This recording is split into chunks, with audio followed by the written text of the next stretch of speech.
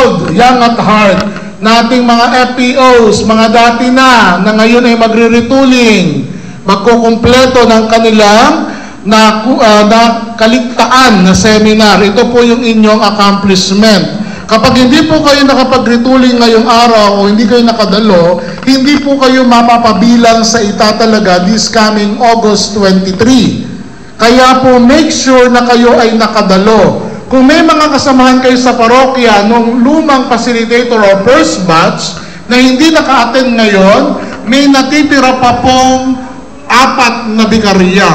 Pwede pa mamaya po ipapaliwanag sa atin yan, upang maklasify natin sa ating mga parokya kung nasaan na ang antas ng mga BEC natin, ng mga buklod po natin. Kasi mainam na sabihin natin na ang BEC ninyo ay totoo na isang beses ng isang buwan, mas mainam po yung sabihin ng totoo. Tingnan mo yung katabi mo. Tingnan mo, kasali yan. Ano? Kaya wala tayong magagawa, kasama mo yan. Amen? Okay po, basahin po natin ang sabay-sabay para maintindihan natin. Sa mga karagdagang kaalaman ukol sa kahulugan ng pagtaguyod ng BEC, maaari nating mapanood ang video ng ating minamahal na obispo, Bishop Dennis Villaro sa BEC School. Sa ating official Facebook page, Commission on Basic Ecclesial Community, Diocese of Malolos. Ito po last page. Ang updated po natin na pagtatasa ng mga parokya na may active lay na may nagtataguyod ng BEC. As of February 21, mayroon na pong 99 na parokya versus 120 na mga parokya at malaparokya sa buong diocese ng Malolos. 99 lamang po ang nag-submit ng kanilang survey. Makikita po natin diyan sa Vicaria po ng Valenzuela, nasa pangatlong column o table, na mayroon pong 11 parokya ang nagpasa. At meron pa pong isang parokya na hinihintay pa natin na magpasa ng kanilang survey tungkol sa kanilang mga active lay at mga nagtataguyod ng BEC. Simulan na. Ang pag-ibig mo sa aming mag-anak, kami binigyan mo na iba't ibang biyaya, hiniman sa pangkakayahan. Ikaw ang sa aming pagtuturo at gumagabay upang pananalig namin mag-iwanan.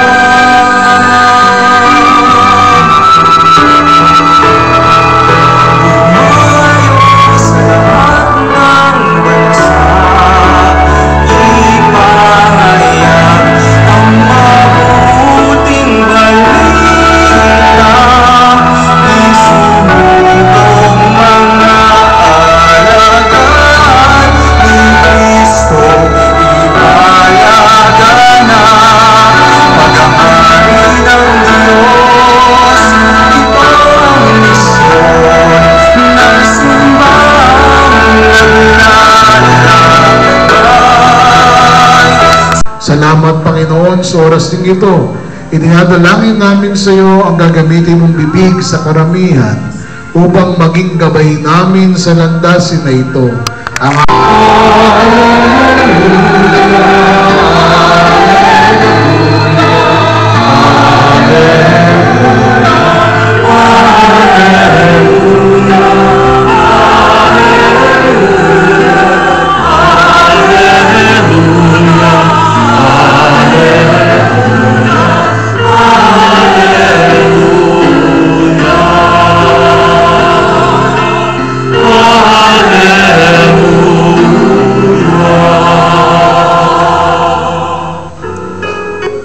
Ang mabuting balita ng Panginoon ayon kay San Mateo.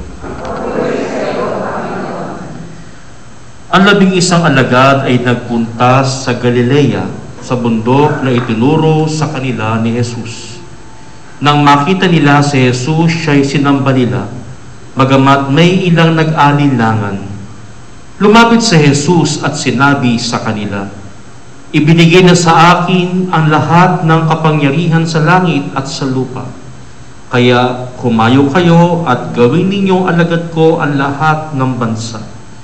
Bautismuhan niyo sila sa ngalan ng Ama at ng Anak at ng Espiritu Santo. At turuang sumunod sa lahat ng ipinag-uutos ko sa inyo. Tandaan ninyo, ako'y laging kasama ninyo hanggang sa katapusan ng sanlibutan." Mga kapatid, na mabuting balita ng Panginoon. Tingnan mo rin ang tabi mo at sabi mo, kapatid, may misyon ka? Kaya kamukha kita. Pagkamunaan, ayaw na ninyo Kaya sa patuloy po ng ating umaga, ating bigyang daan ang napakahalagang pagtalakay ng ating mga kaalaman sa ating pananampalataya sa pagtaguyod ng Malisimbang Sambayanan. Ating i-welcome ang ating Direktor, Father Rico Trinidad. So, magandang umaga po sa kating lahat.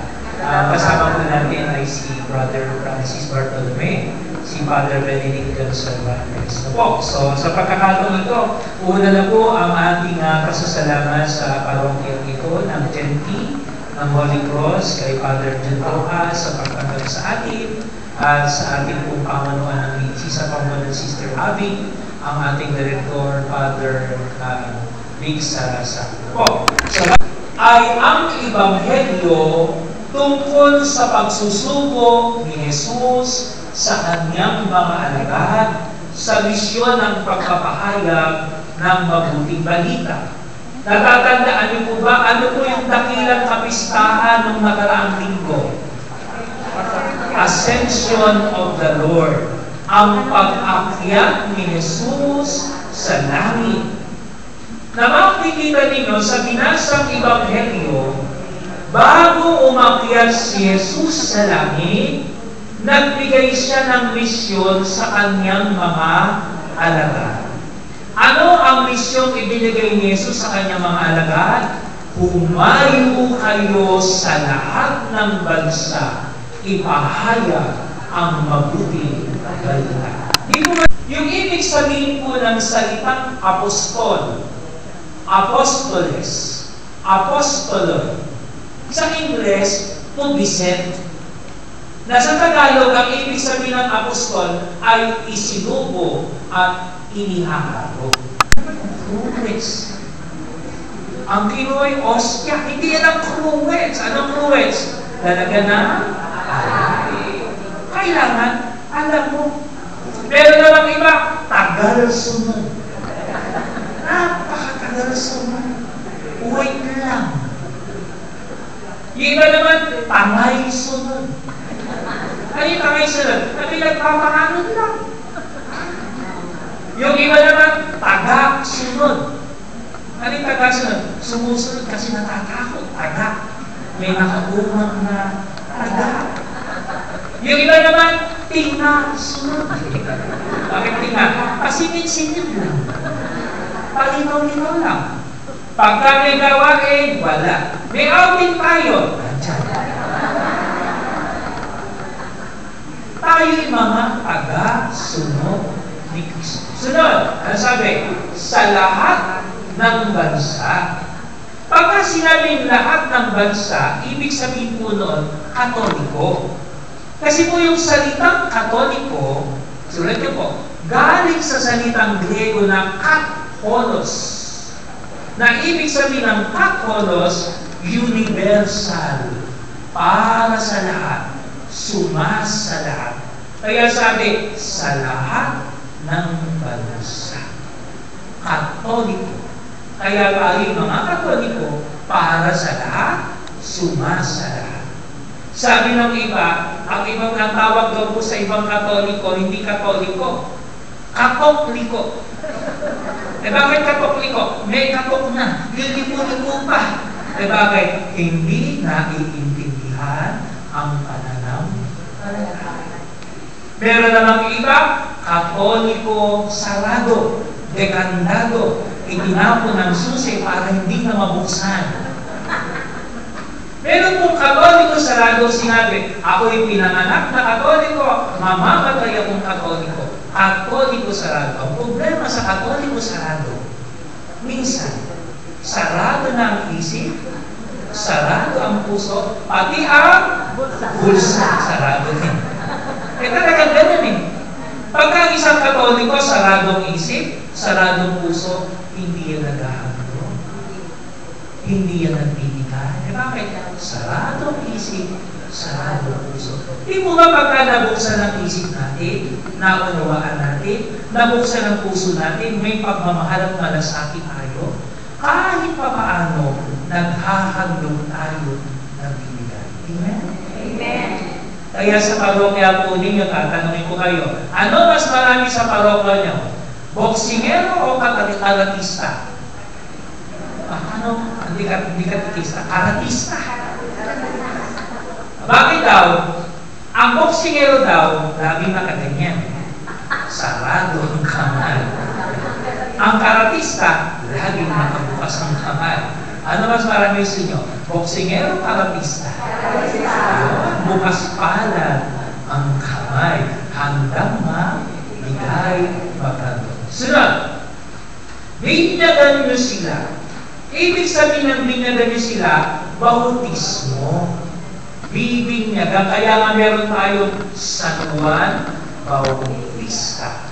Na ano sinasabi ng sakramento ng binyag? Na pagka mo bininyagan, yung kung nakita niyo binibinyagan, di ba binubuksan ng tubig ng bata? Ano ibig sabihin nun?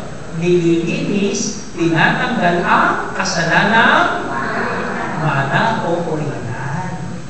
Kasi ang isang sanggol, nang siya'y ipinanganak, meron na siyang minalang kasalanan, kina Eva at Adan. Kaya po pagka bininyagan, yan po yung sinasabi ni Jesus na born again. Kasi ang unang panganganak, pinanganakan ng nanay mo. Ang born again, pinanganak ulit, pinanganak sa Espiritu, sa sakramento na binyag. Sabi ko ng iba pa, kayo mga Katoliko, Katoliko kayo. Okay lang, kayo naman mga born again, buwang again. Buwang again. Ano na sinasabi? Sa pamagitan ng sakramento ng binyag, tayo'y nagiging mga Christian. Tanungin nga natin, may katikista po ba dito?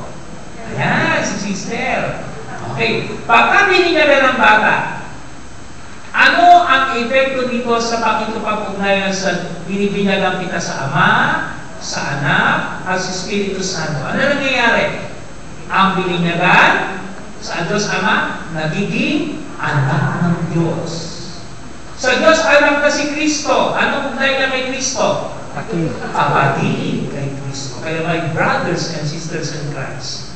Kung ikaw ay anak ng Diyos, kapatid ni Kristo, ano ka? Templo ng Espiritu Santo.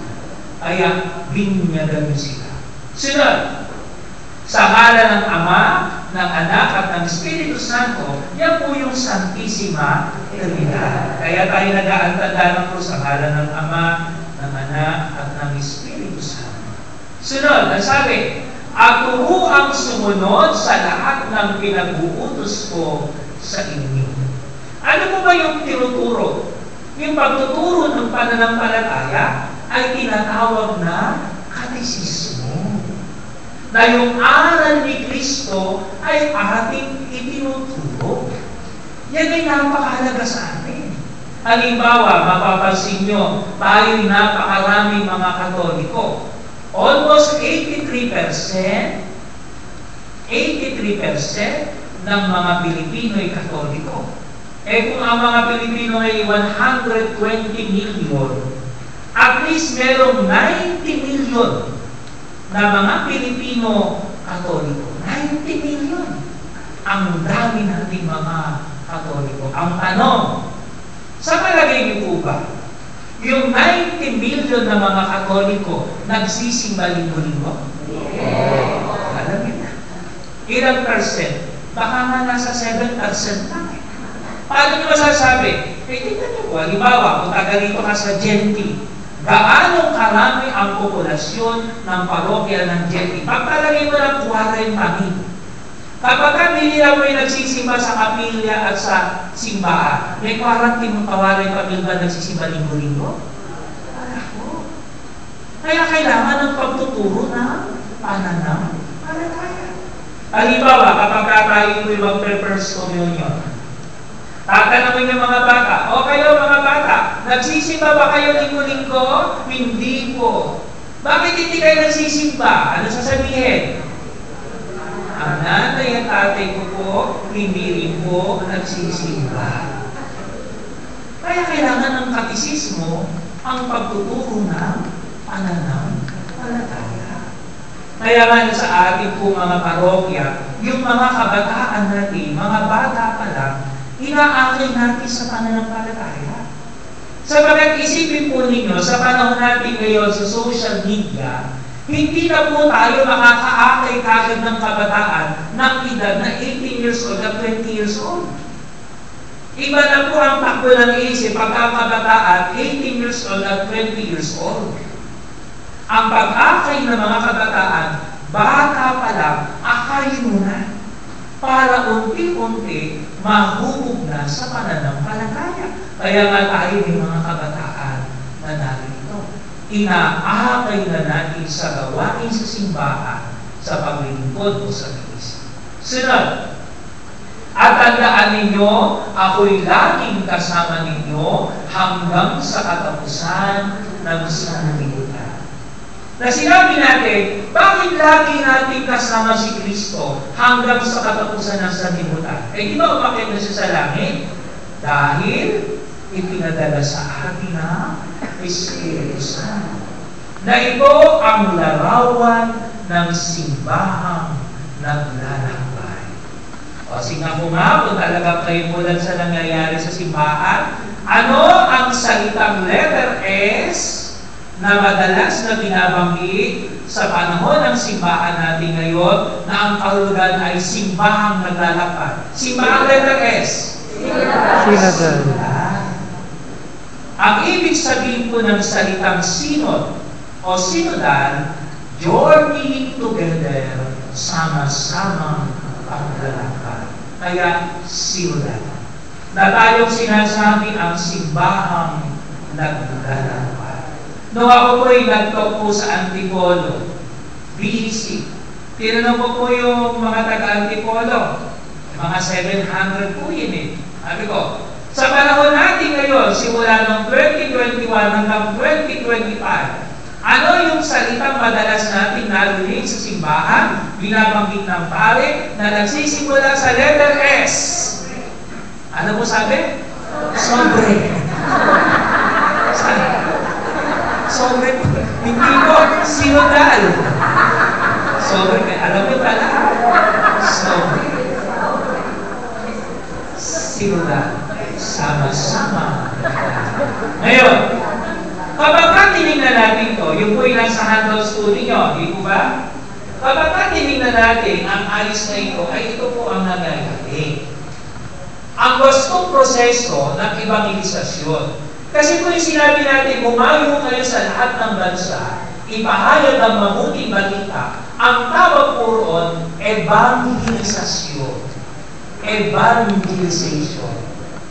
Ang ibig sabihin po noon, isang salita, di ba? Pumago kayo sa lahat ng bansa, ipahayag ang mabuting balita. Anong isang salita noon?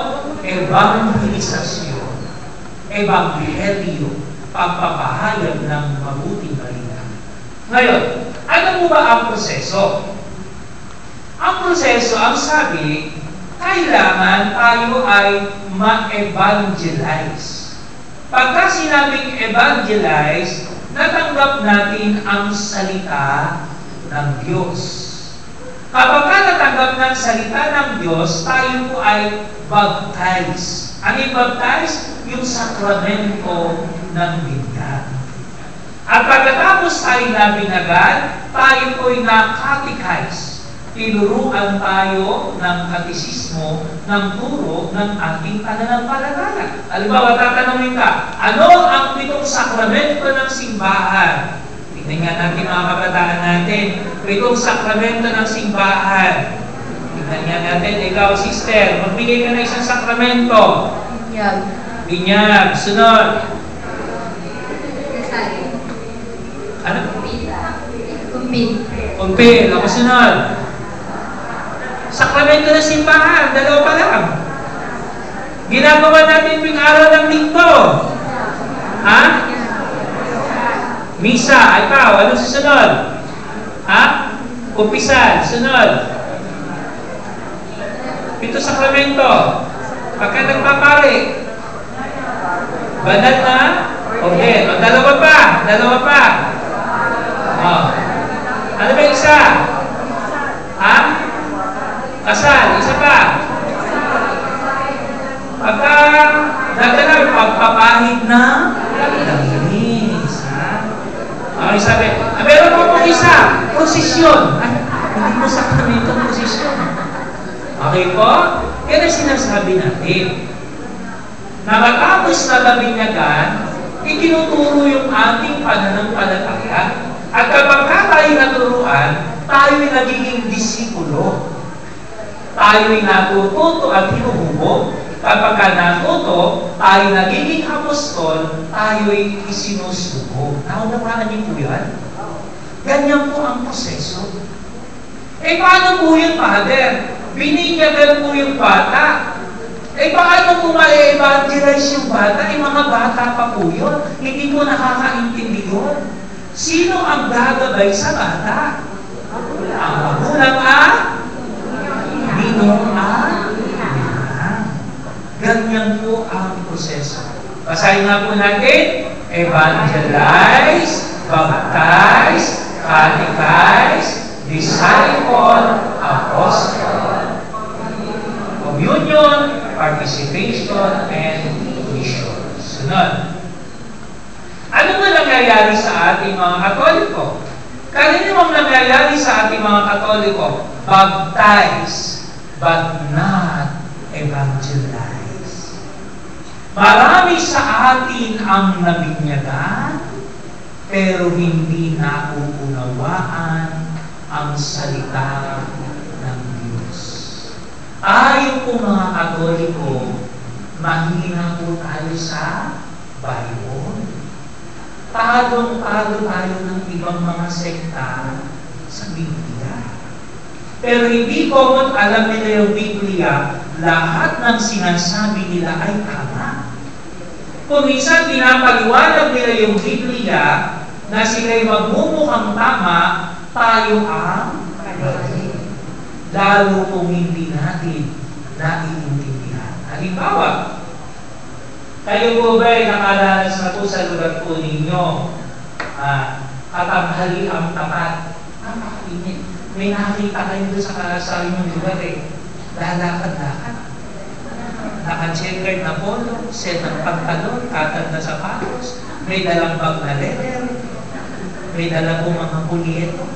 Minsan naman po yung mga babaeng mahaba ang buhok, nakabistila, palda, lalakad-lakad.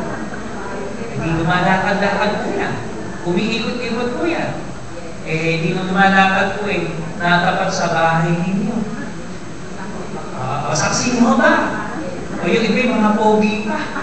Parang ganito ang forma, yung mga mormons. Puting tee, puting polo, balak na pantalon, sata-kata doon.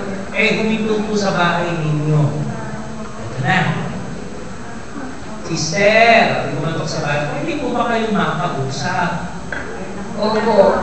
Ayan. Sige po. Ako po nais ko lang po sana kayong pagpahayagan ng balita ng Panginoon. Ako po'y mula po sa dating daan. Meron lang po sana akong itatanong sa inyo. Kayo po Katoliko po ba kayo? Opo. Katoliko. Sige po ha. Sandali lang po ito, may itatanong lang po ako sa inyo. Sister, sa Bible po, kayo naman po, may Bible na po. Sa Bible po, sa Matthew 10 verse 5, makinig ha, ang sabi ni Kristo, kung kayo'y mananalangin, huwag na kayong gagamit ng maraming salita na paulit-ulit. Ang sabi ni Kristo, kung kayo'y mananalangin, huwag na kayong gagamit ng maraming salita paulit-ulit. Eh, sister, ano po pangalan po niya? Ano po pangalan po niya? Lucy de Vega po. Opo. Sister Lucy. Kayo po'y katolik. Sa katoliko po ba meron kayong dasal na maraming salitang paulit-ulit na pinagbabawal ni Kristo? Pag-rosary po. Ayaw ko. Ayaw ko. Ang rosary po'y kung natatanda kasi ako'y dating katoliko din eh. Natatandaan ko po yung rosary eh. 53, ang 53 Santa Maria Abati ng Maria, 6 na Ama Namin, 6 na Luwalhati. Kaya sabi ni Kristo, kung kayo'y mananalangin, huwag na kayong gagamit ng maraming salita paulit-ulit. Sister, nilalabag ninyo ang salita ni Kristo. Kayong mga Katoliko, hindi kayo sumusunod sa aral ni Kristo. Sinabi na huwag gagamit ng maraming salitang paulit-ulit. Bakit marami kayong salita paulit-ulit sa inyong pagdarasal? Eh, yun po ang naanoan ko sa pag-rosary. Hindi po ako nagagalit sa inyo. Nagagalit kayo sa akin. Hindi po sister kasi nga po yung sinabi, sino po ba nagturo sa inyo niyan? Eh, yun po ang nakakanaan ko po Eh, mali po, sister. Nanulong ko sa inyo, pagka kayo nagpatuloy po na, wala kayong kaligtasan. Sapagkat nilalabag ninyo ang aral ni Kristo. Sinabi niya, huwag maraming salitang paulit-ulit. Eh, sister, para po kayo makatahak sa landas ng kaligtasan talaga, yung talagang aral ni Kristo, punta po kayo sa Sunday, sa aming worship, 10:30. At pagka kayo nagpunta, bibigyan pa namin kayo ng 5 kilong bigas.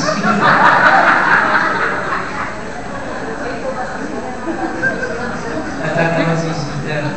Biro lang yun, pero nangyayari na. Nangyayari yun. Lalo na kung hindi naiintindihan ng Katoliko yung Biblia. Sa mga bata, nagpapamilienda ka. Mayroong pang sasakyang bumahakot. Mga t-shirt, may spaghetti pa. Eh ngayon, totoo ba at tama yung kanyang sinabi? Totoo yung kanyang sinabi, pero kulang. Ang buong sinabi ni Kristo ay, kung kayo'y mananalangin, huwag kayong magdarasal ng maraming salitang paulit-ulit na walang kabuluhan. Kasi ang rosaryo, bagamat maraming salitang paulit-ulit, may kabuluhan. Bakit? Kapag nag-rosaryo ka, ang pinagninilayan mo ay buhay ni Kristo. Mistyal ng tuwa, ng hapis, ng luwalhati, ng mayaman. Ganyan kasi sila. Kaya tingnan po ninyo, maraming mga miyembro ng ibang mga sekta, mga dating Katoliko. Dahil hindi nila naunawaan ang salita ng Diyos, ang turo ng pananampalataya, madali silang naakay ng ibang sekta. Yan ang hamon sa atin. Kaya nga sabi, baptize, not evangelize, not catechize, hindi naintindihan ng pananampalataya. Ano nangyayari? Nominal Christians. Ano yung nominal? Katoliko sa pangalan lang. O kaya mga Katolikong KBL. Kasal, binyag, makikita mo lang sila sa simbahan kapag ka may kasal, kapag ka may binyag, kapag ka may buong lilim. Kaya dyan natin makikita na kung ganyan pala ang sitwasyon, may sasagawa ba natin ang pagpapahayag ng mabuting balita? Mahihirapan. Kasi nga, ang sabi mo sa Ingles, you cannot give what you do not have. Ang isang bagay na wala sa'yo, hindi mo maibibigay sa iba kung wala sa'yo. Kaya dyan pumapasok yung sinasabi nating proseso ng BEC, na ang tawag po ay BEC Evangelize, Evangelizer, Evangelizing Community, BEC. Bakit po evangelize? Ang ibig sabihin ng evangelize, tinanggap mo yung mabuting balita. Napakinggan mo. Naunawaan mo. Tayo tayo naman po sa simbahan, pagkalinggo binabasa naman po yung salita ng Diyos May ebanghelyo naman po pinapaliwanag naman po ng pare, di po ba? Pero tandaan po ninyo, obserbahan ninyo, sa maraming pagkakataon, may mga nagsisimba na nasa loob ng simbahan, physically present, but mentally absent. Nasa loob ng simbahan ng katawan, ang isip ay lumilipad kung saan-saan. Halimbawa, nandito, nasa loob ng hall na ito ang katawan, ang isip ay nasa sinampay. Nakakamulit mami ang hapon, paano sinampay ko? Nasa loob ng hall na ito ang katawan, ang isip nasa kusina. Ano kaya uulamin naman ako? Ang isa ko Init na lang siguro na rin ulang kanina mo. Kaya kung minsan, ganyan din tayo pagka nagsisimba. Nasa loob tayo ng simbahan, pero pagkatapos ng misa, parang wala tayong natandaan. Subukan po ninyo. Sige po. Sa isang linggo, pagka kayo nagsimba, bulatin niyo yung sarili ninyo. Paano mo bulatin? Basta magsimba ka, pagkatapos ng misa, paglabas mo ng simba, huminto ka. Kausapin mo, tanongin mo yung sarili mo. Ano yung tatanong ko, Father? Tanongin mo tungkol sa inyong unang pagbasa. At magugulat ka. Hindi mo matatandaan.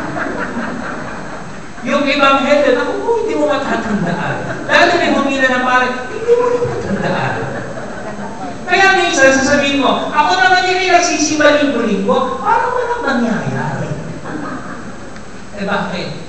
Sapagkat kumisan, wala ang atensyon natin sa pagdiriwang ng banal na misa. Kaya yung salita ng Diyos, ipinapahayag, hindi tumitimo sa isip at puso natin. Kaya sa BEC, unang larawan ng BEC, sa BEC, meron tayong tinatawag na evangelize. Bakit? Pagka tayo nag-BEC, sa conclude po natin, nagsasagawa tayo ng lingguhang pulong panalangin. Na yung ebanghelyo ng binasa ng nakaraang linggo, babasahin natin, pagmimilayan natin. Di po ba yun ang evangelize? Bukod sa napakinggan mo yung ebanghelyo nung nagsimba ka, sa pulong panalangin ng BEC, pagmimilayan po natin. Kung paano natin ito iuugnay sa ating buhay, sa sarili natin, yung mga nangyayari sa buhay natin, problema natin, anong sinasabi sa atin ni Kristo. Yan po yung proseso ng evangelize. Ngayon, evangelizer. Paano tayo nagiging evangelizer sa BEC? Sapagkat ang evangelizer ay yung pagpapahayag ng salita ng Diyos. Di po ba kapag tayo nag-sharing, binabanggit natin yung salita ng Diyos sa ating karanasan, tayo ay evangelizer. Yung mismong pagsasalita natin tungkol sa Diyos, evangelizer tayo. Kaya nga po, di po ba nung nakaraang linggo, ano ba yung isang pinagdiriwang nung nakaraang linggo? Di ba ito pagkakat sa langit ni Jesus, pagpapahayag ng mabuting balita, ito tinatawag na Word Communication Sunday. Na pinapaalala sa atin ang kahalagahan ng mass media, ng social media. Kasi Kasi nung araw, pagka sinabi magpapahayag ng mabuting balita, maglalakbay ka sa malayong lugar para ipahayag mo yung mabuting balita nung araw. Kaya nga yung mga Espanyol, yung mga Kastila, naglakbay pa rito sa Pilipinas para ipahayag ang mabuting balita. Pero ngayon, dahil sa social communication, cellphone, internet, Facebook, YouTube, online mass, TV, radyo, pwede ka nang magpahayag ng mabuting balita na hindi ka na mapupunta sa malayong lugar. Sino po rito ang walang Facebook account? Lahat may Facebook account. Sino nahilig dito sa selfie? Nahilig sa selfie. Wala namang masama doon. Pero gamitin din natin yung ating social media sa pagpapahayag ng mabuting balita. Hindi lang po yung mukha natin ang nakikita doon. Kundi minsan sisingitan nyo ng salita ng Diyos, ng panalangin. Sapagat kung may makababasa noon, nakakatulong sa pagpapahayag ng mabuting balita. Kaya sa BEC, evangelize, pinagdilay ng salita ng Diyos, evangelizer, nagpapahayag ng salita ng Diyos. Kasi po minsan, may mga tao, napakaraming masasabi sa buhay ng may buhay ng iba. Kaya nga pumalag yung pangalang Marites Mari anong latest? May Marisol pa, taga-sulsol. Kailangan, meron din tayong masasabi tungkol sa salita ng Diyos. Kung minsan po kasi, may mga tao, hindi makapagsalita tungkol sa Diyos, nahihiya. Corny yan corny. Hindi ko alam yan Pero pagkabuhay ng may buhay, kung saan pa natagpuan, kung saan nagpunta, alam mo lahat ng mga kwento. Sino ba ang latest na bustis ngayon sa ating lugar? Sino ba hindi makabayad ng utang? Lahat alam mo Pero yung salita ng Diyos, kulang ka sa kaalaman. At hindi ka makapagsalita. Sa mga magulang at nakatatanda rito, sino po sa inyo rito na kapag kakausap yung anak yung apo ninyo, ay nasasabihan niyo tungkol sa salita ng Diyos? Dito nga. Anong susunod? Evangelizing community. Anong ibig sabihin ng evangelizing community? Tayo po ay sama-sama. Hindi ka nag-iisa. Yung isang buklod, meron tayong sama-samang pagkilos at tinatawag natin. Ano yung sama-samang pagkilos sa BEC? Matapos ang pulong panalangin, ugo, pagkilos. Evangelize, evangelizer, evangelizing. Naunawaan niyo po ba? Bakit po tayo nagsasagawa ng BEC? Sa pagtugon sa misyon na sinabi ni Kristo. Humayo kayo sa lahat ng bansa. Ipahayag ninyo ang mabuting balita. Paano may papahayag ang mabuting balita? Kailangan ikay evangelize, tinanggap mo mabuting balita, evangelizer na ipapahayag mo, sanay ka magsalita tungkol sa salita ng Diyos, at magkaasama kayo bilang isang buklod at pamilya. Evangelize, evangelizer, evangelizing community.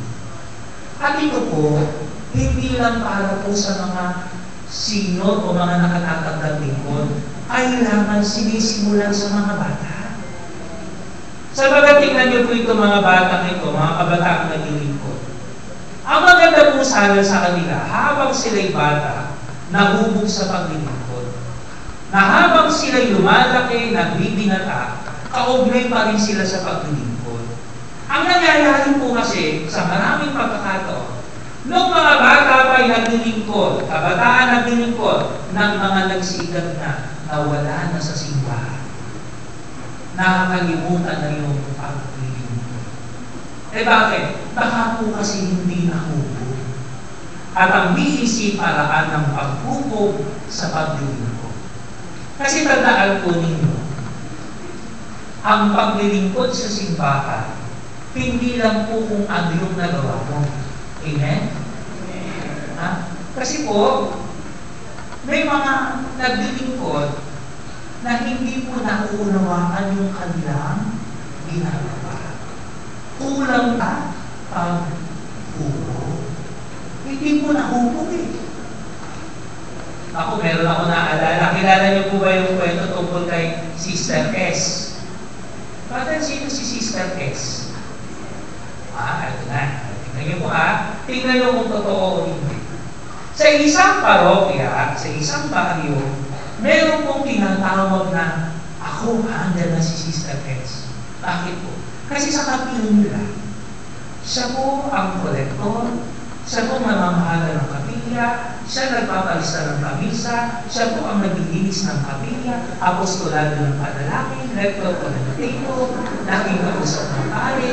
Kapag po may sakit, siya rin po tatawagin. Pagka may patay, siya rin po nagpo-coordinate. Kaya sa Sister S, Sister Sipag.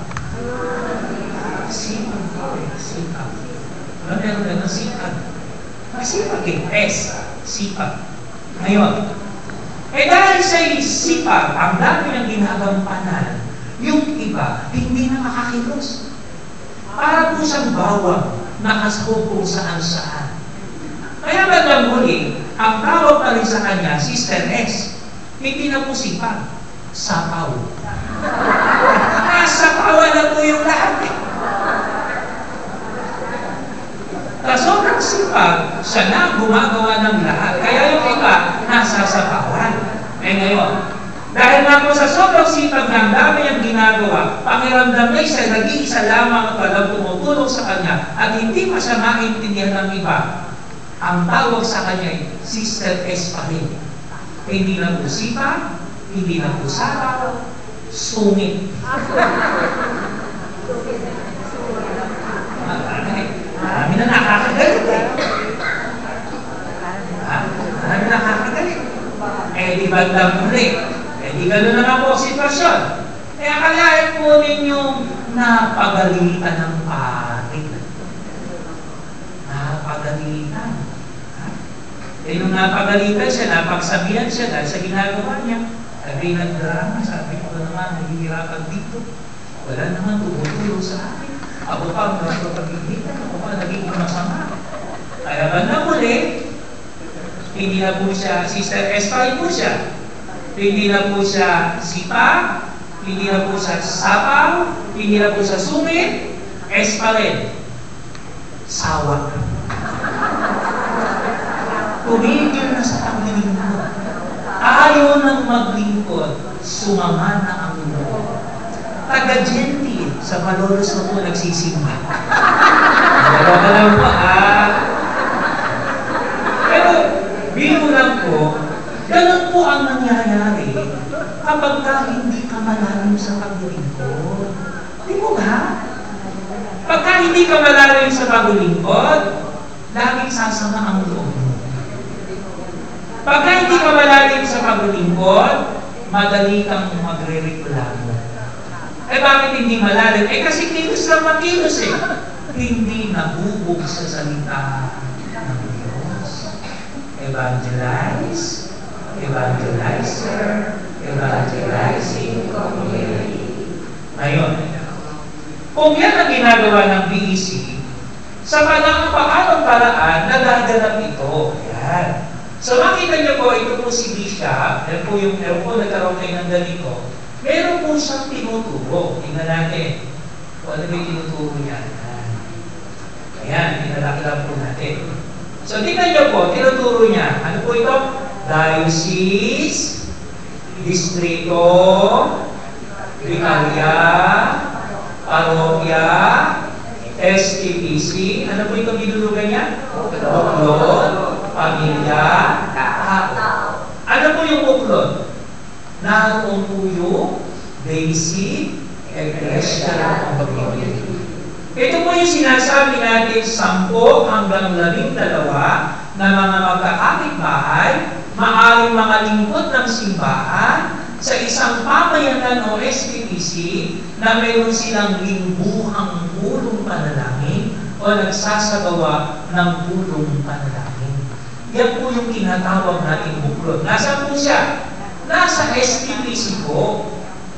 Kasi lahat naman po tayo sa inyong parokya, bagamat kayo naglilingkod sa simbahan bilang lay minister, bilang katikista, bilang rektor, kayong lahat, naroon kayo sa isang STPC.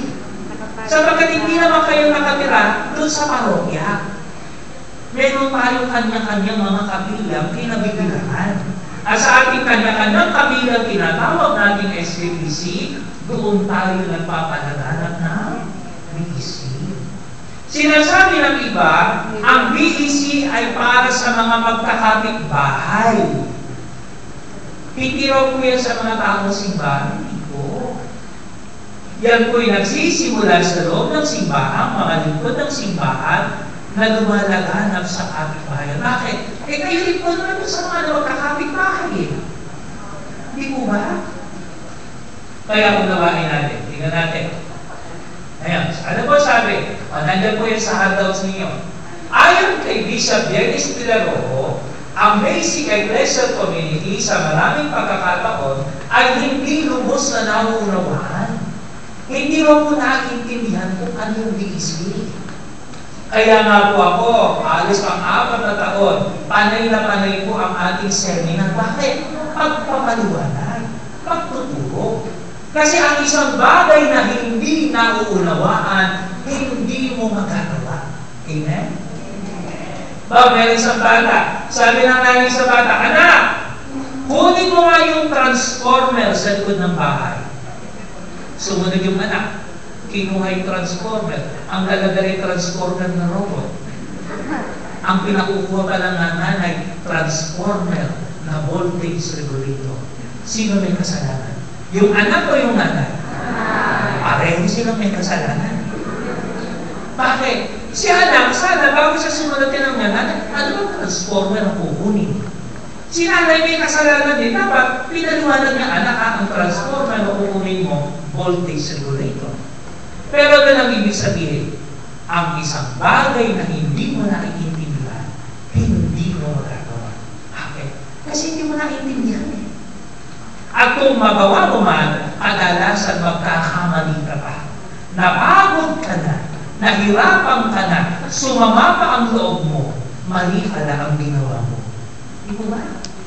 Kaya pinauunawa. Ngayon, sabi ni Bishop, akala ng iba, ang BEC ay panibagong samahang pangsimbahan. Yun daw po BEC, samahang pangsimbahan. Samahang pangsimbahan po ba? Hindi po. Kaya pagka sinabi, oy, sumama ka sa amin sa BEC, mag-BEC tayo. Sabi na, hindi na, apostolado na. Aking Mother Butler pa, Regional Mary, Pasca, ako ay Lourdes pa, ako ay lector commentator, nag-kursilyo na, nag-prex na, nag-Life in the Spirit seminar pa, SPPC, LE, at mother leader pa ako. Hindi na ako makakasama. Ang dami ko ng samahang pangsimbahan. Mali. Kasi ang BEC, hindi samahan, kundi ito'y pamamaraan at proseso ng pagiging isang simbahan, a new way of being a church. Para ganito po yan. Halimbawa, pagka ikaw ay nagsimba araw-araw, nagsimba ka linggo-linggo, sa pagsisimba mo ba, nagiging miyembro ka ng isang samang pangsimbahan? Oo. Kasi yung isa, bilang sakramento ay pamamaraan ng kabanalan. Ganon din po sa BEC. Pagka ikaw ay nakisa sa gawain ng BEC, dumalo ka sa pulong panalangin, ikaw ay hindi sumasabi sa isang samahan. Ano ginagawa mo? Pamamaraan at proseso ng pagiging isang simbahan. Para maranasan mo, ano ba yung maging isang simbahan? Na lumalangin ka sa pagsasabuhay ng iyong pananampalataya. Gayun din naman, ang BEC ay hindi bago o new para sa buhay ng simbahan. Bagkos ito ay mauugat sa pamamaraang ginamit ni Kristo sa pagsasagawa ng kanyang misyon. Siya ay nagsimula sa maliit na bangka ng 12 alagad na kanyang nakasama, hinubog bilang katuwang sa kanyang misyon. Ano sinasabi? Ang BEC, hindi po bago. Ito po'y dati na. Bakit? Ito ang dinamik na pamamaraan ni Kristo. Tandaan po ninyo. Sabi po ngayon, ang bilang ng mga Katoliko sa buong mundo, umaabot po tayo ng 1.6 billion. 1,600 million. Marami po yan. Pero tanong, saan nagsimula yung 1.6 billion? Nagsimula ba ng marami? Saan nagsimula? Si Kristo at ang 12 alagad, apostoles. Ano ba yung larawan ni Kristo at 12 apostoles? Di ba? Maliit na ang ilan. Di mo ba yan ang larawan ng BEC? Ang buklod ay 10 hanggang 12 na mga magkakapitbahay, maaaring sakristan sa SPPC, maaaring mga lingkod na records commentator sa kanilang kapitbahay, maaaring mga magkakapitbahay sa isang sityo. Yan po yun eh. 10 hanggang 12. Sapagat yan ang pinagsimulan ng ating Panginoong Jesucristo. Kaya pagka sinabing basic ecclesial community, yung basic doon ay back to basic. Magsimula tayo kung saan tayo nagmula. Back to basic. Kasi tingnan din po ninyo nang dumami ang mga Katoliko, ang nakita lang natin yung maraming Katoliko, nakakalimutan natin yung mga kasama nating lingkod. Yung kung magsisimba ka, nagkikita kayo palagi sa simbahan, pero wala kayong ugnayan. Walang sense of belongingness. Nasa pamagitan ng BEC, lalong lumalalim ang ating ugnayan bilang magkakasama sa simbahan. Lalo na kung tayo lingkod ng simbahan. Ngayon, para maintindihan daw po natin, ayan, tingnan niyo po si Kristo. Okay? Siya ay nagsimula sa maliit na pangkat na 12 alagad na kanyang nakasama binuo bilang katuwang sa misyon. Okay. Ito na. Sabi ni Bishop Dennis, upang lubos na maipaliwanag ang kahulugan ng salitang kahulugan ng BEC, ginamit ni Bishop Dennis ang acronym na SCHOOLED. Yung acronym po, mga letra na bawat letra ay mayroong kahulugan para madaling matandaan. Alam ito ng mga kabataan, pagka kayo nagre-review, pagka kayo may test, gumagamit kayo ng acronym. Halimbawa, ano halimbawa ng acronym? Pagka sinabing PNP, Philippine National Police, bawa, RIP, Rest in Peace. Ang tawag doon, acronym. Bawa, sabi mo, nako, yung kapitbahay ko, G na G. Gutom na gutom. Gipit na gipit. Kaya G na G, gipit na gipit. Kaya, ano yung susunod? Dahil siya G na G, siya D na D. Daig ng daig. Dahil siya G na G, D na D, siya U na U. Utang ng utang. Kaya alam niyo na, ang ibig sabihin nun, acronym. Bawat letra may kahulugan para matandaan. Sabi ni Bishop, ang BEC ay merong acronym na SCHOOLED. S-K-U-L-L-D. Na ang katunog sa Ingles ay schooled. Na may katumbas na kahulugan sa Tagalog na paaralan, eskwelahan, pandayan ng paghubog para sa pagsasabuhay ng aral at halimbawa ni Kristo. Inilalarawan ng school ang nagaganap na pamamaraan at proseso ng pagiging simbahan sa pamagitan ng BEC. Ngayon, nandiyan na po sa handouts ninyo. Ano ang ibig sabihin ng school? Letter S. Salita ng Diyos. Pakibasa nga po ninyo, pagninilay at pagsasabuhay ng salita ng Diyos na ginagawa ng mga tungkol o maliliit na pangkat ng mga magkakapitbahay bilang maliit na pamayanan sa loob ng simbahan na tinatawag ng DEC. Pagka sinabing DEC, may pagninilay ng salita ng Diyos. Kaya tayo na-evangelize. Kasi yung Ebanghelyo pinakinggan natin nung nakaraang linggo, pagninilayan po natin sa pulong panalangin ng DEC. Salita ng Diyos. Na yung salita ng Diyos, unti-unti, naiugnay natin sa buhay natin. Naalala ko po yung isang pagkakataon, pero isang teacher, tinatanong yung kanyang mga estudyante kung maalam ba sila sa salita ng Diyos. Ang gagawin ng teacher, magbabanggit siya ng isang pangyayari. Sasagot yung mga estudyante, saan sa salita ng Diyos naroon yun? Bawa, merong isang estudyante, kinuha yung gamit ng kanyang kaklase na walang pangalan. Saan matatagpuan sa salita ng Diyos yun? Ano sabi? Huwag kang magnanakaw. Meron dalawang estudyante, nag-aaway. Anong po pwede gamitin sa salita ng Diyos? Ibigin ang kaaway. Di po ba? May sunod sabi ng teacher.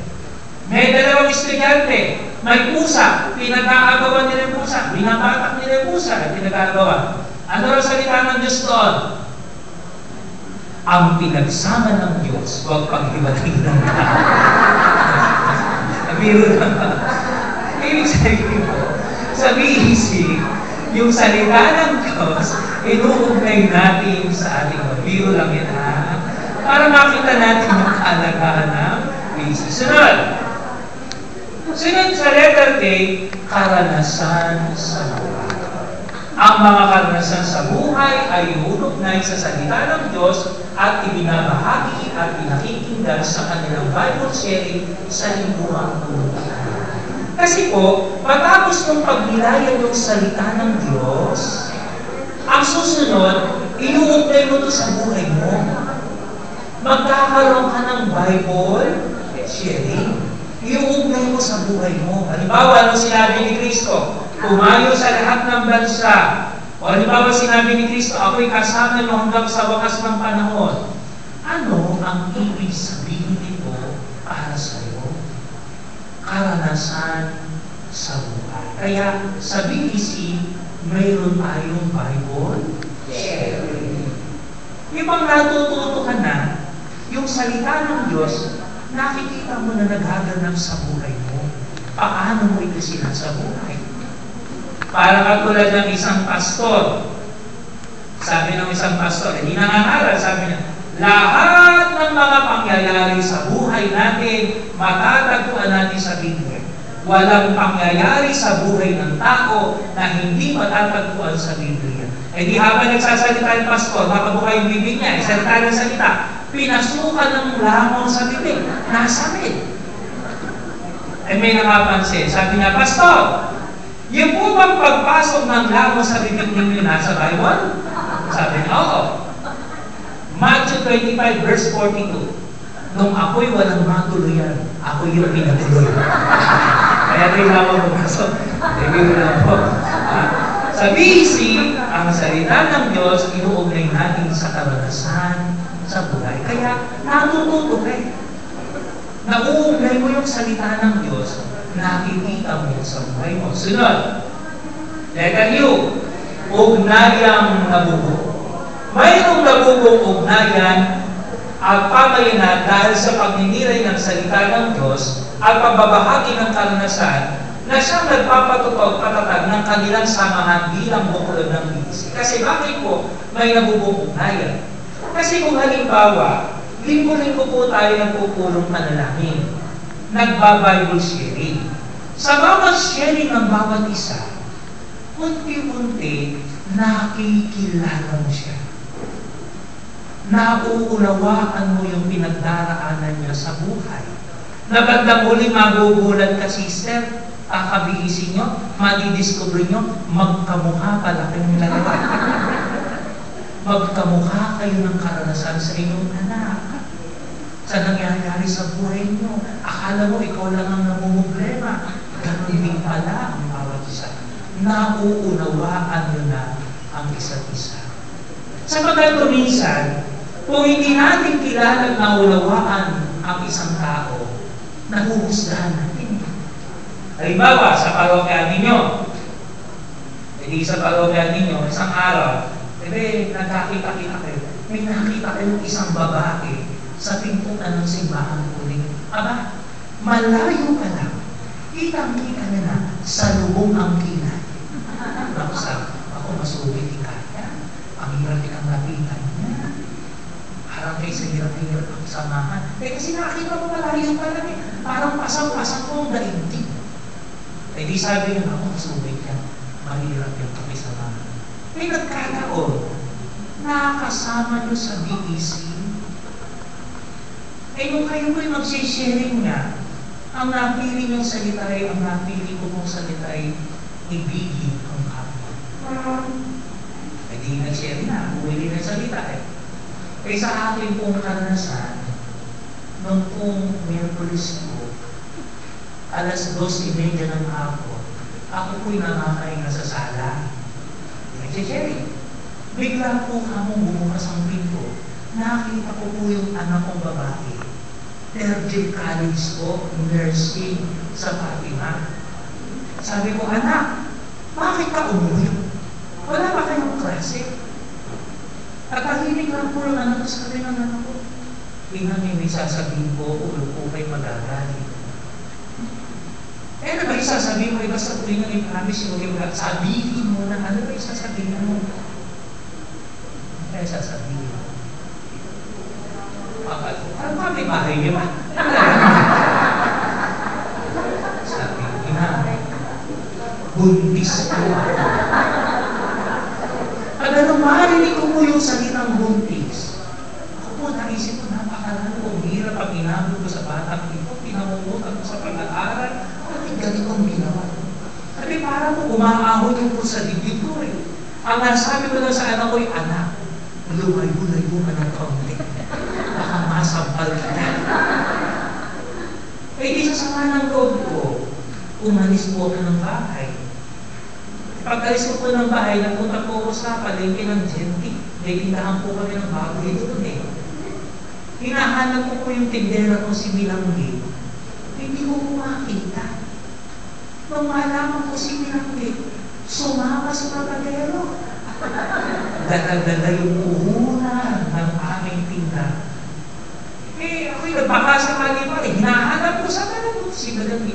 Akalain niyo po na ako'y patungo lang dito sa may pagpapalbokan. Nakita ko yung mutok ng mister ko. Kaya kausap. Hindi kami na mag-anak eh, babae. Ako nahuli ko. Kaya sa sama ng loob ko, talagang parang ahon ako sa dibdib ko, umuwi ako ng bahay.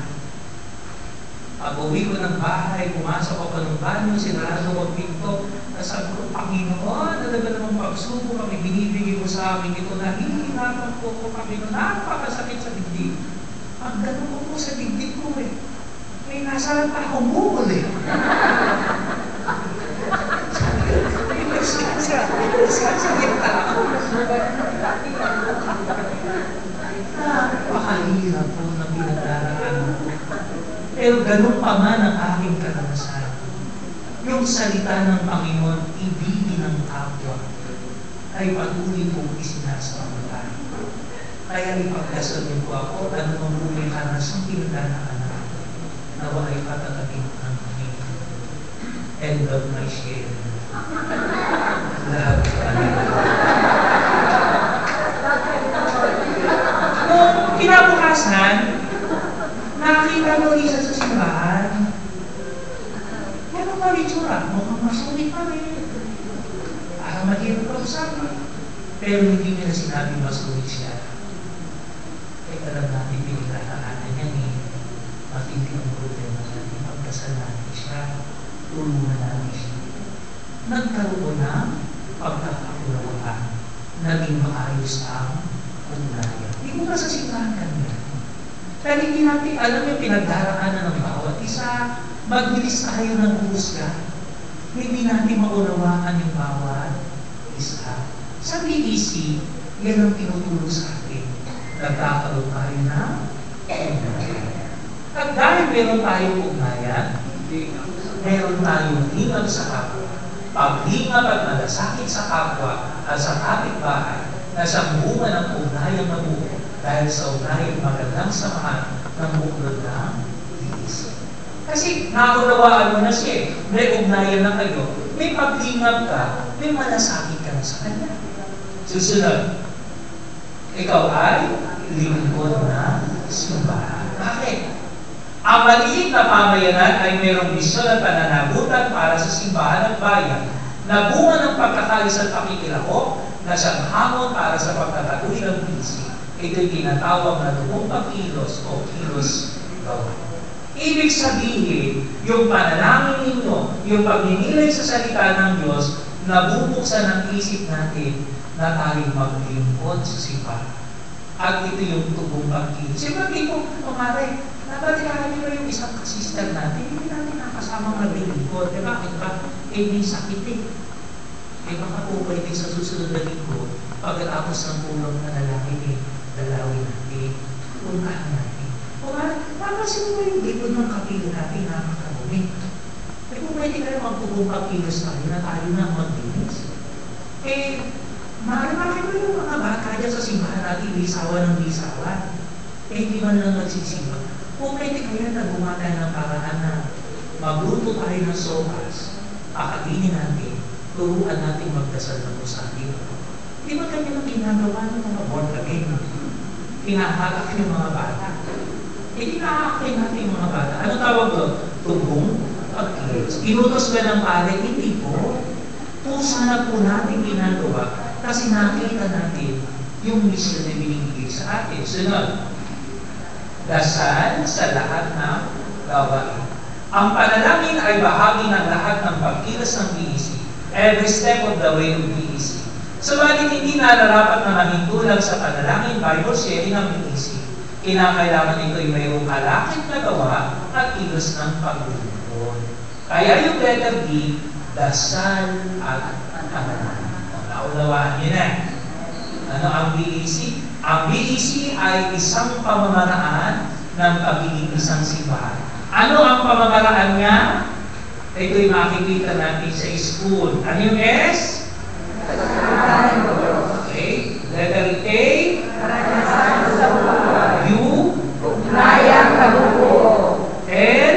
Lingap sa kapwa. L. Lingkod ng simbahan at B. dasal at panalangin. Yun po yung pamamaraan ng BEC.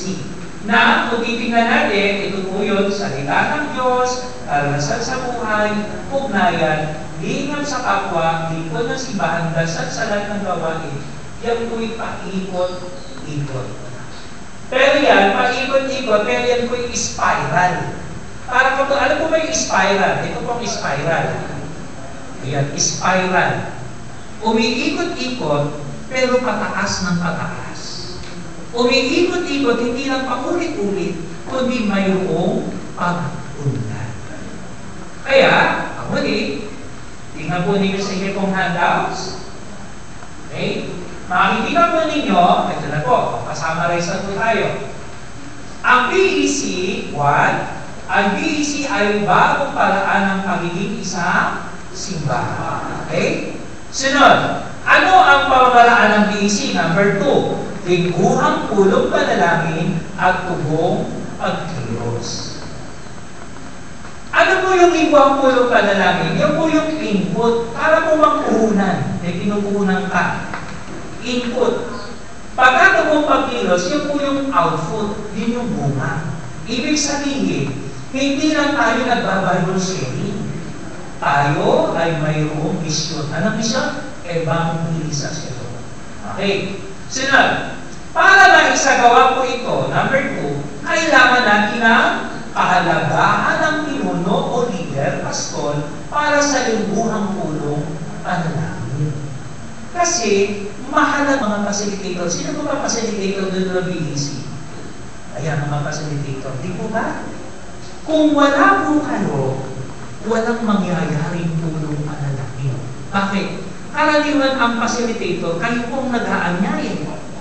Kayo ang nagtatawag. Kayo ang nagpapaalala. Meron po bang lay minister dito? Alala lay minister. Meron lay minister. Ayan. Meron pong rektor. Meron po rektor. Di po ba? Kung titingnan po ninyo, bilang lay minister, mahalaga yung gampanin po ninyo, brother. Bakit? Kayo'y nagbibigay ng komunyon. Pero pagka kayo nagbigay ng komunyon, halimbawa, siyempre hindi nyo sinasadya, ginanyan yung kamay, nadiin po yung osya, nabasa, magagaling ba sa inyo si Kristo? Hindi po. Basta rin yung tinanggap at sinagot ay amen, tapos na. Pagka kay rektor, nabasa nyo ng maayos, napakinggan ng tao, pagkabasa nyo salita ng Diyos, tapos na. Naipahayag din eh. Pero pagka ikaw'y BPC facilitator, ang hawak mo yung mga tao. Iba't iba ang ugali, iba't iba ang mga kalanaw sa buhay, aakayin mo sila.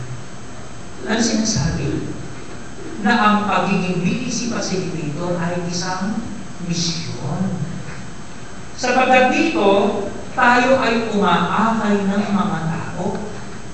Kaya ang isang katangian ng BC facilitator, at napapansin ko na sa inyo, ang isang katangian ng BC facilitator, kailangan meron kayo mahabang pasensya. Mahaba pasensya. Nasa inyo ang buhay.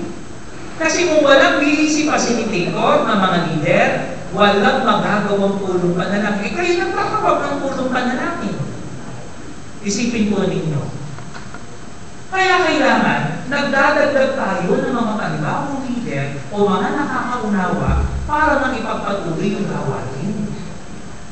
Halimbawa, di ba, nababanggit ko po sa inyo. Halimbawa, ang pulong panalangin, Biyernes. O, pulong panalangin natin, ha? Biyernes, alas 5 ng hapon. Lunes pa lang, nag-text ka na. Martes, may group chat pa kayo. Pinala mo, Biyernes alas 5 ng hapon. Miyerkules, nagkita pa kayo sa simbahan. Biyernes alas 5 ng hapon. Huwebes, nagkasalubong pa kayo sa palengke. Biyernes alas 5 ng hapon. Biyernes ng umaga, i-text mo. Biyernes ng tanghali, nag-group chat pa kayo. Biyernes ng 4:30, nag-iisa ka pala. 4:45, wala pang dumarating. 4:50, may dumating na yung assistant mo. Alas 5 na, dalawa pa lang kayo. Tinext mo iba, sasarap po kayo, magsisimula na tayo sa pulong panalangin. On the way na, 5:15. Wala pa. Magsisimula na, 5:15 na. May on the way na. Tapos mamaya nag-text na ako, nagka-problema. Hindi na makakarating. Di ba ba? Yan ang hawak po sa atin. Pero kailangan tayong magpatuloy kasi yan po yung ating misyon. At kumisan sa karanasan po natin, ewan ko lang po sa karanasan po ninyo, kung sino ba yung mga taong simbahan, sila ba yung minsan mahirap? Eh sila na nga, tingnan nyo yung report, pinasang report po sa inyo. Totoo naman, mag-aakit tayo sa kapitbahay, totoo po yun. Pero minsan ang problema, kung sino ba yung kasama mo sa simbahan, yun ang hindi sumasama. Eh paano mo sila maakay sa kapitbahay? Di ba? Kaya ano, mahalaga yan. So, kaya susunod po, number 4, paghubog para sa mga BC facilitator, promoters, organizer. Kaya natin ginagawa ito. Kasi kung halimbawa, facilitator ka, masipag ka nga, talagang tinataguyan mo. Kailangan din, meron kang mahubog at mga kasama. Kasi, kung halimbawa, nagkaroon ng pagkakataon, eh talagang gusto mo punta sa pulong panalangin, pinatake ka ng rayuma, hindi ka makalakad, bigla ka nagkaroon ng emergency gawain. Eh kung nag-iisa ka lang, sino magpapatuloy ng buklod? Eh di pagka wala ka na, manghihina na yung buklod. Eh alam niyo naman po yung buklod ng BEC. Ang katangian ng buklod ng BEC, Napakahirap buhayin. Napakadaling mamatay. Ang hirap po niyang bukin.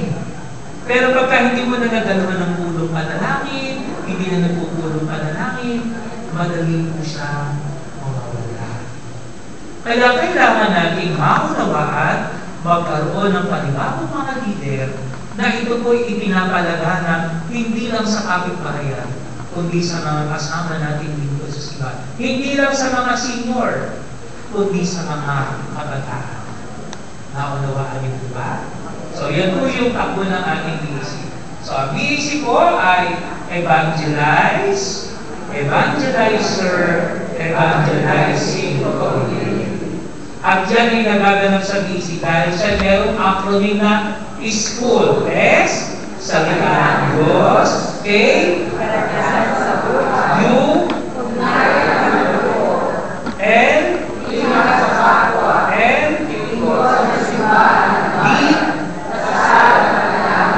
Maraming salamat po. Palakpakan po natin ang Panginoon. Okay, number 1. Nakikita po natin dito yung tagapangalaga ng buklod. Ang tawag sa inyo ay BEC Facilitator. Sino daw ang nag-aalaga? BEC Facilitator. Kaya nasa buhay, hello? Nasa buhay ng facilitator, ang buhay ng BEC niya. Kaya kapag BEC Facilitator, siya yung naiiwan sa buklod eh. Siya yung naiiwan sa mga BEC buklod. Kaya kung ako ang naiiwan kayo, marami na kayo ngayon facilitator. Pag dumami ang facilitator, dyan dadami ngayon yung ating mapapasulan para makapag-organisa. Alam niyo ba mga kapatid, pag dumating yung panahon, dati ayaw tanggapin ito ng ibang mga leaders sa ibang parokya eh. Naku, okay na kami 5. Sabi ko, Sir, sure ka na ba? Baka kako mamaya ikaw ang mangarap pag hindi ka magpaparami. Ayaw makinig. Okay na po, kayang-kaya ko na po yan, 5 kami. Ayun, nangyari. Dahil 5 siya, dumating yung puro paroko, mahilig sa pagtaguyo ng misyon ng BEC. Siya ngayon ang nangarag. Bakit? Lahat ng samahan na pinabuksan, lilima siya. Paano ko pupuntahan lahat ng samang pagsilmahan? Di ba ba? Ganyan po eh. Sama naman po ng Diyos, kagaya po kay Father Rico. Nung kami po ay nagsisimula pa lang, walang BEC doon. Nung nagtayo na po kami noong nakaraang taon 2023, imagine niyo po, bugso, 63 na BEC bukulod. Yung 63, may kanya-kanyang facilitator. Sino po yung nagpo-promote sa parokya? Promoter, organizer. Nagkuha po siya ng 8 organizer. Siya yung pumupunta sa parokya, sa mga samahan. At lahat po ng samahan doon, nag-BEC. Pag nakikita mo lahat ng BEC, lalo na yung ayaw sumatin sa BEC, ayaw na pamaran ng BEC. Pag nakita po niya yung linggo lahat ng samahan, pagtapos ng mise, nag-umpo ka na. Umpo ka na. Dadaan yung hindi nag-BEC. Nakikita niyo yung mga tao nag-BEC. Nag-BEC. Kami na lang pala hindi nag-BEC. Kaya ano nangyari? Mahahayag kung sino yung hindi lumalalim. Nakikita kung sino ang mababaw sa pananampalataya. Kaya yung BEC, tuloy-tuloy po yan na pagtulog ng pananampalataya. Diyan tayo nag-i-inject. Diyan tayo nagmumulan. Kaya kapag hindi ka nagtataguy ng BEC, hindi mo mararamdaman ang sarap ng pakiramdam. Paano nyo pa ang pare? Bakit? Bakit po kaya? Lahat ng problema ng kapatid mo naririnig mo. Kaya kung bisa pag pinakausap si Sir, ano nangyari sa iyo? Bakit ka namin si Sister? Buka ng bibig, walang makausap. Nabaliw na pa niya. Kaya marami na siya naintindi. Marami na siyang iniisip. Pero ano sabi ng Panginoon? Kapag gusto mo mag-share ng iyong buhay na karanasan, wala kang ibang pupuntahan kundi yung pamahalan. Iyan ang pinagkatiwala ng Diyos sa atin.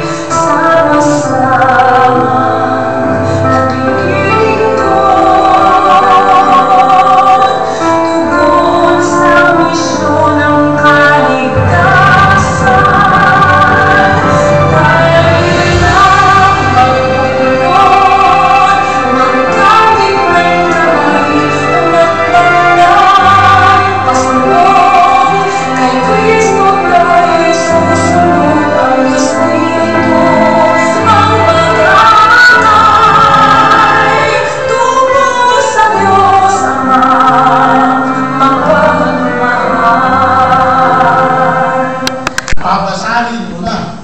Di ba? Kaya po tayo meron tinatawag na standard na panalangin kasi marami sa atin sa komunidad hindi marunong magdasal. For example, pumunta ka, natatayo ka ng komunidad, pinunta mo si sister, Sister, ikaw na ang mag-open in prayer. Napakabilis lang po niyan. Okay, simulan natin. Pagbuhat na awit. Aawit na kayo. Kayo lahat, alam mo yung aawitin. Sumunod. Pagbuhat sa panalangin o pagbuhat na panalangin, nasa aklat. Babasahin na lang nung itinalaga ninyo. Next. Number 3, pagsama sa Espiritu Santo. Aawit muna ng ang Holy Spirit. Holy Spirit, I need you. Parang mo lang po sa iba dyan. Pinaparin na pala yung susunod sa kanya mag-share. Ngayon, baka. Kaya bawal na bawal po yung nagpaparinig. Ako po'y mabuting tao. Huwag ko lang po sa iba diyan.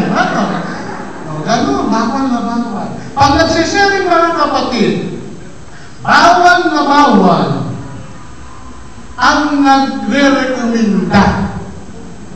Ano yung nagre-recommenda? Yung nagpapayag pa na matindi. Salvo na nag-sharing. Ako mga kapatid, nakaranas ako ng pananakit ng tiyan.